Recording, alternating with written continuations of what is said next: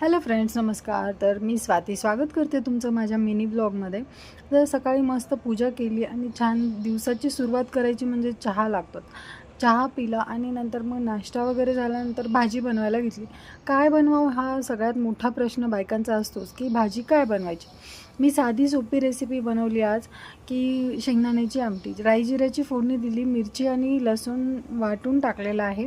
नंतर थोडेसे टोमॅटो टाकले आणि जे शेंगदाण्याचं कूट बनवलेलं होतं त्यालाच थोडंसं पाणी टाकून छान बारीक पेस्ट करून घेतली आणि ती पाण्यामध्ये टाकली.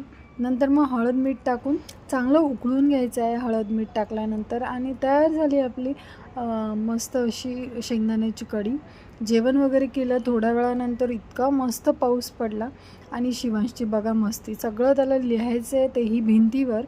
आणि संध्याकाळ झाली, मग संध्याकाळी दिवा वगैरे लावला. चला भेटूया नवीन एका व्लॉगमध्ये. Bye bye.